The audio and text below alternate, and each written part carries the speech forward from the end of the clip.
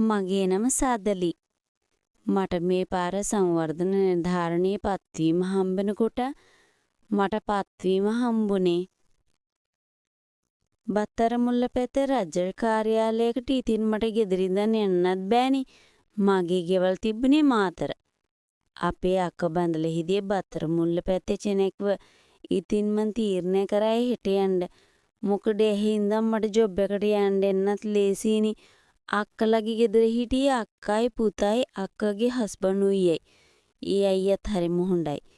එයා ගොඩක් කැමති වුණා මං එන එකට. මොකද අක්කගේ උදව්වට කවුරුත් නැති එකේනේ. මොකද අක්කට ඒ වෙනකොට තවත් දරුවෙක් හම්බෙන්න හිටියේ. සෙනසුරාදා ඉරිදා ඉතින් නිවාඩු.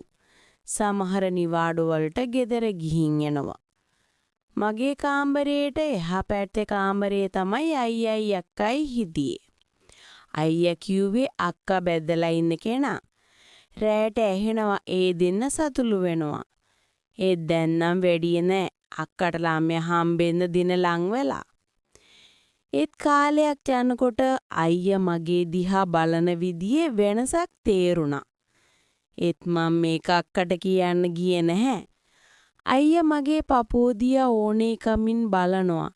හරියට මාව කන්න වගේ. ඒ කියන්නේ අයියා මට බැල්ම දානවා කියලා මට තේරුණා.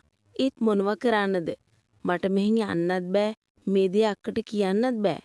ඔහොම කාලය ගිවිලා ගියා.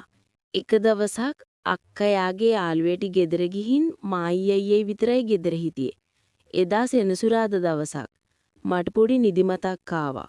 මං ඉතින් කාමරේට ගිහින් පොඩ්ඩක් හාන්සි වුණා.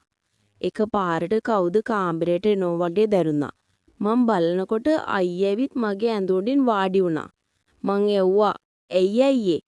නංගි මට මේ දේ ඔයාට කොහොමද කියන්නේ කියලා තේරෙන්නේ. අක්කට දරුවා හම්බෙන්න ඉන නිසා මට අක්ක එක්ක එකතු වෙන්න විදියක් නැහැ. මං හරිම අමාරුවෙන් ඉන්නේ. ඔයා ආපු දවසේ ඉඳන් මට ඔයා ගැන කැමැත්තක් ඇති වෙලා තිබුණේ. අනේ පැටියෝ මට ඔයාව ඕනේ." ඉතින් මේ වගේ කතා අහන්න ඕනේ නම් channel එක subscribe කරලා like comment කරලා support එකක් දෙන්න.